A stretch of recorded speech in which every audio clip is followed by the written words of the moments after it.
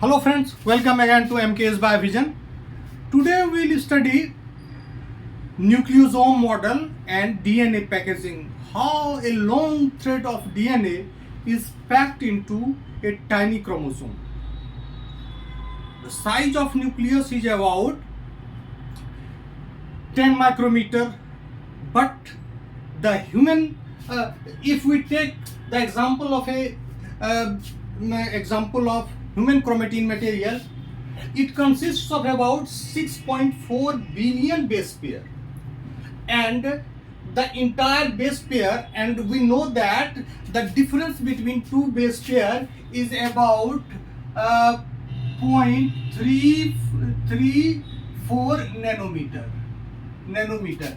If we multiply this distance, inter-base pair distance with this, then it is about 2 meter, 2.2 meter. The whole DNA length will be 2.2 meter in human being, consisting of all the chromosomes, so DNA of all the chromosomes.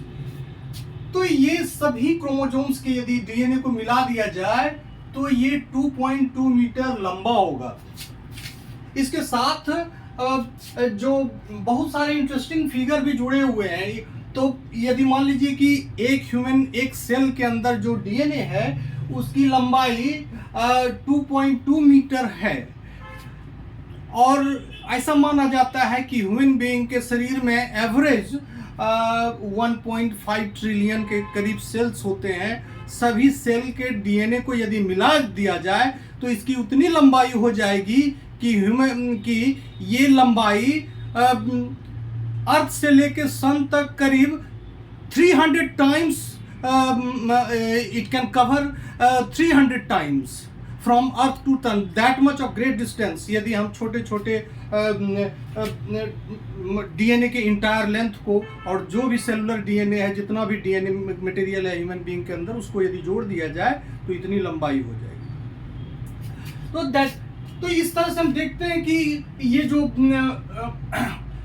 इतना लंबा DNA है, ये एक thread के आकार का है.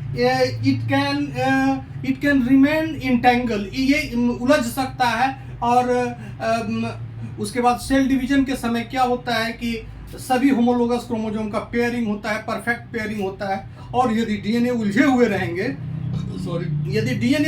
रहेंगे तो सेल डिवीजन प्रॉपर नहीं हो पाएगा. तो डीएनए का एक प्रॉपर पैकेजिंग होता है सेल के अंदर, और इस पैकेजिंग के बाद वो डीएनए प्रॉपर पेयरिंग भी हो सकता है और डिवीजन भी रेगुलर होगा. तो इस तरह से हम देखते हैं कि अब मेटाफेज क्रोमोसोम का size is about 1 micrometre to 1.5 micrometre. Each 1.5 micrometre के अंदर ये जो 2.2 मीटर के डीएनए है वो पैक्ड रहते हैं. अब ये कैसे पैक्ड रहते हैं? What are the different levels of packaging? सबसे पहले रॉजर कॉर्नबर्ग, जो आर्थर कॉर्नबर्ग के लड़के थे, उन्होंने, इनके फादर को हम लोग जानते हैं कि इनके फादर ऑथर को नोबेल प्राइज मिला due to discovery of the enzymes related to DNA replication. DNA polymerase 1, prokaryotic DNA polymerase 1 is also known as Kornberg enzyme. तो उनके ये सन थे, और Roger Kornberg in the year 1974 proposed a nucleosome model. For the first time he proposed the nucleosome model. P. Audit in the year 1975, 1 year later, crystallized nucleosome को crystallize किया और उसका study किया. Nucleosome is a fundamental packaging unit of chromatin which appears beads on a string-like structure in electron microscope in nucleus. यदि हम nucleosome क्या होता है? बीड्स ऑन स्ट्रिंग, एक माला के जैसा दिखता है इनसाइड इलेक्ट्रॉन माइक्रोस्कोप. और यहाँ हम देखते हैं कि न्यूक्लियस के अंदर बहुत सारे डॉट्स हैं जो बीड्स के जैसा दिखते हैं, और थ्रेड्स हैं, पतले पतले थ्रेड्स होते हैं, entangled mass of protein material रहता है इसके अंदर। तो इस तरह से जो इंटरफेज का न्यूक्लियस है वो दिखाई पड़ता है। अब हम इसको देखते हैं कि पैकेजिंग कैसे होता है। पैकेजिंग के लिए सबसे पहले ये देखिए डीएनए 2 नैनोमीटर इसका डायमीटर है। ये सबसे जो most common form of DNA है वो बी डीएनए के बारे में। We are talking about B DNA, that is right handed helix having 20 angstrom diameter. अब ये क्या करता है, ये डीएनए पर फॉस्फेट होता है, that is due to the presence of phosphate DNA is negatively charged और histone positively charged होता है।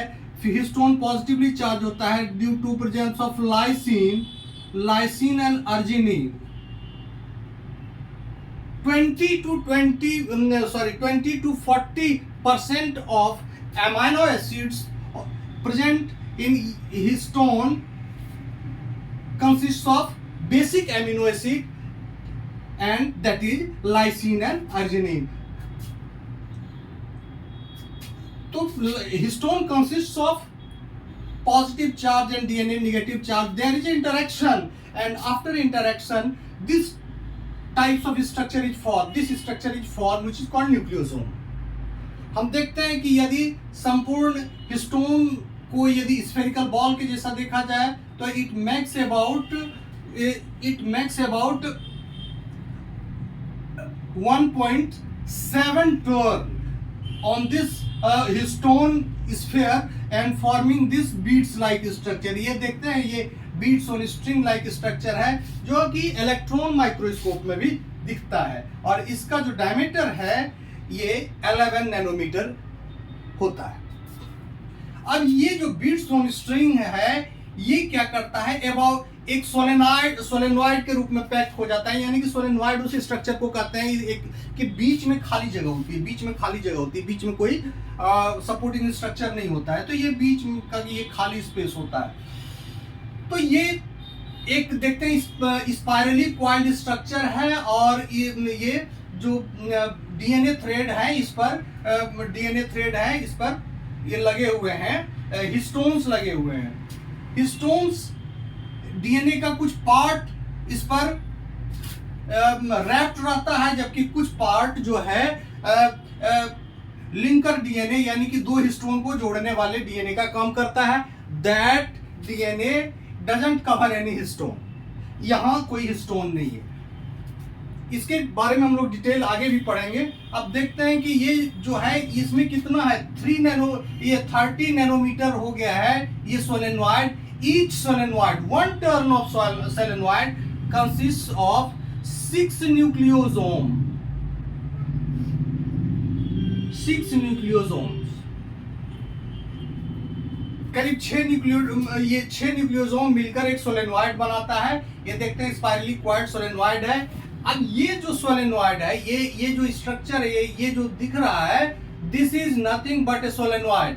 ये entire thread is a solenoid. तो अब ये सोलेनॉइड क्या होता है, इस तरह से अरेंज कर लेता है अपने आप को, ये इस तरह से यानी कि लूप फॉर्म करता है। ये क्या करता है, लूप फॉर्म करता है। दिस इज लूप फॉर्म करता है। अब फर्दर हम आगे देखते हैं क्या कि ये एक सेंटर में प्रोटीन रहता है, that is non histone scaffold protein. ये नॉन हिस्टोन प्रोटीन रहता है, इसी के ऊपर ये देखते हैं चारों तरफ से लिपटा हुआ है। ये जो लूप लाइक स्ट्रक्चर है ये लिपटा हुआ है। अब ये नॉन हिस्टोन प्रोटीन है और इस पर ये जो रेडियल लूप बनाया गया है ये सोलेनॉइड के द्वारा बनाया गया है। अब इसका रेडियल लूप की लंबाई 300 नैनोमीटर होती है, 300 नैनोमीटर होती है। अब इधर भी एक रेडियल लूप है, इधर भी एक रेडियल लूप है, बीच में स्कैफोल्ड प्रोटीन है, नॉन हिस्टोन स्कैफोल्ड प्रोटीन है जिसका लेंथ करीब 100 नैनोमीटर होता है। तो यदि हम इंटायर डायमीटर इसके डायमीटर को देखें, इस स्ट्रक्चर के डायमीटर को देखें तो हम पाते हैं non histone scaffold protein bearing structure में इसका डायमीटर कितना हो जाता है, इसका डायमीटर हो जाता है 300 प्लस 100 प्लस 300 यानी कि 700 नैनोमीटर। और 700 जो नैनोमीटर है ये किस चीज का डायमीटर होता है? ये क्रोमेटिड का डायमीटर होता है।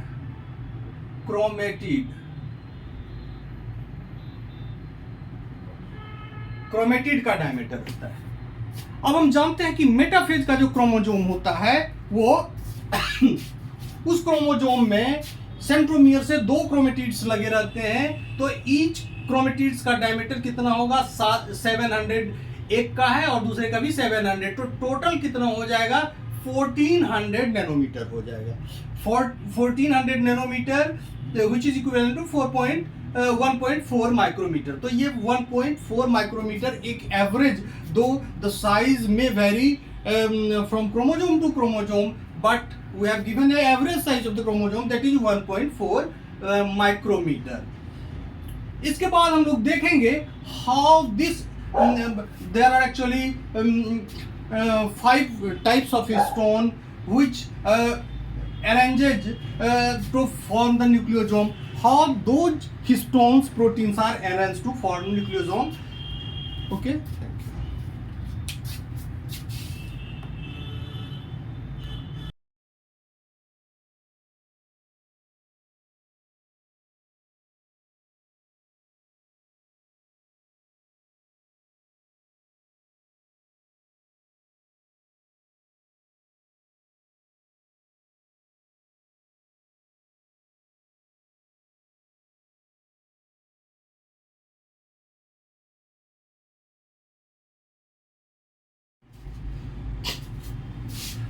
यहाँ हम देखते हैं कि हिस्टोन, ये जो न्यूक्लियोसोम है, न्यूक्लियोसोम पर ये डीएनए करीब 1.7 टन रहता है इसका, और it consist of 146 base pair of DNA.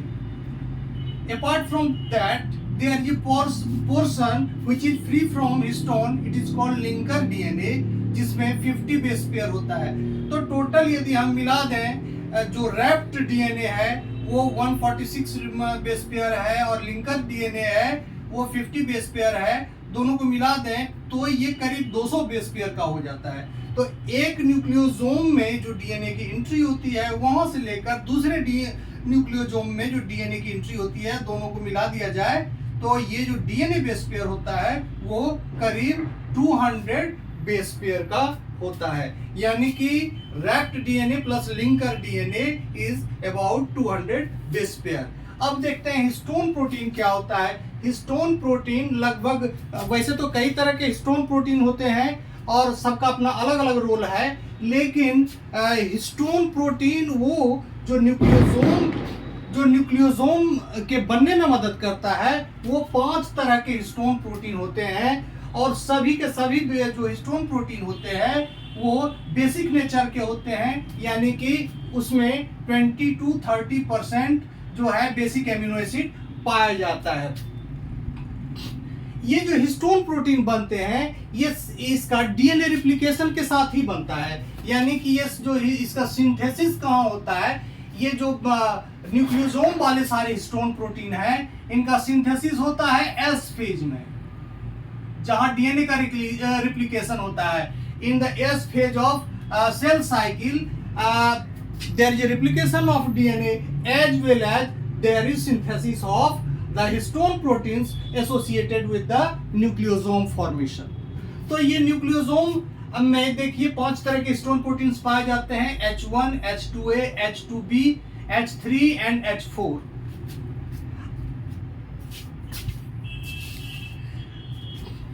Nucleosome में 5 तरह के एमिनो एसिड्स पाए जाते हैं, H1, H2A, H2B, H3 and H4। H1 जो है वो लिंकर हिस्टोन कहलाता है, लिंकर हिस्टोन कहलाता है, यानी कि ये एक न्यूक्लियोसोम के अंदर जो 1.7 टर्म जो डीएनए का होता है, उसमें जो एंट्री पॉइंट होता है डीएनए का प्लस एग्जिट पॉइंट होता है, इसको जोड़ दिया जाए तो ये जो है इसको कहते हैं लिंकर डीएनए, यानी कि H1 लिंकर डीएनए, यहाँ भी लिंकर डीएनए होगा, इस जगह भी लिंकर डीएनए होगा, इस जगह भी लिंकर डीएनए होगा, इस जगह भी लिंकर डीएनए होता है। यानी कि ये क्या करता है, लॉक कर देता है जो क्वाइल है that is wrapped around the nucleosome, इसको क्लिप करके रखता है। तो लिंकर हिस्टोन प्लस जो रिमेनिंग हिस्टोन है ये कोर हिस्टोन बनाते हैं, कोर हिस्टोन ऑक्टामर बनाते हैं, जिसमें कोर हिस्टोन ऑक्टामर बनाते हैं H2A, H2B, H3 and H4। यहाँ देखते हैं कि H2A प्लस H2B ये दो डाइमर है, ये H2A, H2B एक डाइमर है और दो इसी तरह का डाइमर, प्लस ये टेट्रामर है H3, H4, H4 ये टेट्रामर है। ये इस तरह का दो डाइमर और ये एक सिंगल टेट्रामर, ये दोनों मिला के ऑक्टामर हिस्टोन बनाते हैं, जो कि ऑक्टामर कोर के नाम से भी जाना जाता है, हिस्टोन कोर के नाम से जाना जाता है। हिस्टोन कोर में हम जानते हैं कि हिस्टोन क्या है, एक पॉलीपेप्टाइड है और पॉलीपेप्टाइड का एक टर्मिनल कार्बोक्सिल टर्मिनल और दूसरा जो टर्मिनल है वो एमिनो टर्मिनल होता है। तो इसके जो एमिनो टर्मिनल होते हैं वो हैंग आउट होते हैं, बाहर की तरफ निकले हुए रहते हैं, और ये जो इसके एमिनो टर्मिनल है इसमें बेसिक एमिनो एसिड्स प्रचुर मात्रा में पाए जाते हैं, यानी कि लाइसिन की मात्रा अक्सर इसमें देखी गई है, और इसी लाइसिन का मॉडिफिकेशन होता है। This is called tail amino terminal modification या histone tail modification. Histone tail modification कैसे होता है, ये होता है हिस्टोन टेल पर जो लाइसिन या आर्जिनिन है उसका मॉडिफिकेशन होता है, यानी कि उस पर कोई ग्रुप आके जुट जाता है या कोई ग्रुप उससे हट जाता है, तो इस तरह से इसका मॉडिफिकेशन होता है। हिस्टोन टेल मॉडिफिकेशन से होता क्या है आखिर? हिस्टोन टेल मॉडिफिकेशन हम देखते हैं कि ये हेट्रोक्रोमेटिन है, और जैसे ही इसका हेट्रोक्रोमेटिन है यानी कि इस पर जो पॉजिटिव चार्ज है हिस्टोन के, यदि इस हिस्टोन का एसिटाइलेशन हो जाए, इसके जो लाइसिन रेसिड्यू है उस पर एसिटाइल ग्रुप आके जुड़ जाए, तो क्या होगा कि ये जो चार्ज होगा हिस्टोन का वो जीरो हो जाएगा। तो पहले पॉजिटिव चार्ज था, अब जीरो चार्ज हो गया। जैसे ही हिस्टोन पर जो कोर हिस्टोन पर जीरो चार्ज आता है तो ये डीएनए से उसका बाइंडिंग एफिनिटी रिड्यूस हो जाता है, और बाइंडिंग एफिनिटी रिड्यूस होने के कारण क्या होता है, ये एक्सटेंडेड स्ट्रक्चर का फॉर्म करता है। यहाँ देखते हैं ये कॉम्पैक्ट स्ट्रक्चर है, इसमें कोई जीन का एक्सप्रेशन नहीं हो रहा है क्योंकि डीएनए है, काफी कॉम्पैक्ट फॉर्म में है। This is called heterochromatin. After acetylation it forms euchromatin, यानी कि यूक्रोमेटिन में क्या है, एक्टिव रीजन ऑफ ट्रांसक्रिप्शन। अब इस रीजन में कोई जीन हो सकता है जो आरएनए बनाएगा और फर्दर इसका ट्रांसलेशन होके प्रोटीन बनाएगा। तो ये हुआ हिस्टोन टेल के मॉडिफिकेशन का इम्पैक्ट। अब एसिटाइलेशन के अलावा और भी कई तरह के मॉडिफिकेशन होते हैं। We'll discuss all those modification in a separate video, but right now we discuss only two main types of modification, that is acetylation and methylation. Acetylation में जो कॉम्पैक्ट स्ट्रक्चर है वो लूज हो जाता है due to reduction in charge on histone which becomes zero after acetylation. Methylation में क्या होता है, मिथाइलेशन यदि हिस्टोन का हो तो ये दो तरह के इम्पैक्ट डिपेंड करते हैं, यानी कि ये क्या करता है कि ये रिप्रेस भी कर सकता है, किसी जीन के एक्सप्रेशन को दबा भी सकता है और फैसिलिटेट भी कर सकता है, यानी कि उसको बढ़ा भी सकता है। तो दोनों तरह के इम्पैक्ट होते हैं। ये इस बात पर डिपेंड होता है कि इस पर मौजूदा जो लाइसिन है वो कौन सा लाइसिन है ना, वो कौन सा लाइसिन है। ये लाइसिन एन टर्मिनल से उसके नंबर्स होते हैं, तो जो कौन सा, कुछ लाइसिन का यदि मिथाइलेशन होता है तो वो जीन के एक्सप्रेशन को रोक देता है, और कुछ लाइसिन का यदि मिथाइलेशन होता है तो वो एक्टिवेट भी कर देता है। अब लास्ट में एक चीज जो हमको ध्यान देने वाली बात है, हिस्टोन जो होते हैं, हिस्टोन के जो जीन होते हैं उसमें कोई इंट्रोन्स नहीं पाया जाता है और उसका कोई मॉडिफिकेशन नहीं होता। हम लोग जानते हैं कि जो यूकैरियोट्स के जीन होते हैं उसके प्रोसेसिंग में क्या होता है, हेट्रोजीनियस आरएनए से फिर इंट्रॉन्स बाहर होते हैं, कैपिंग होता है, टेलिंग होता है, तो ये सारे प्रोसेसिंग होते हैं।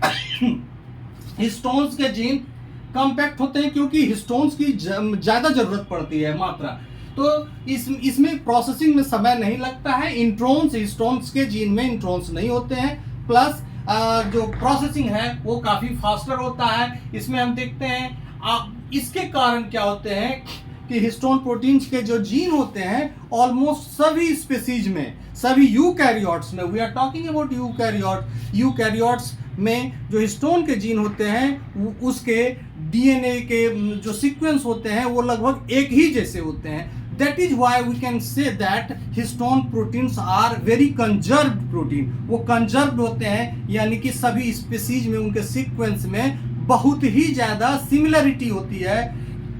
सॉरी, चाहे ये प्लांट के हों, एनिमल के हों, फंजाई के हों, किसी भी तो हिस्टोन प्रोटीन के डीएनए सीक्वेंस में काफ़ी सिमिलरिटी होती है। इसमें यदि देखा जाए पांचों तरह के हिस्टोन में, तो सबसे कम कंजर्व्ड सीक्वेंस यानी कि सबसे ज़्यादा डाइवर्सिफिकेशन, कंजर्व्ड मतलब होता है मिनिमम डाइवर्सिफिकेशन, तो सबसे ज़्यादा डाइवर्सिफिकेशन H1 में होता है, यानी कि जो लिंकर हिस्टोन होता है उसमें होता है।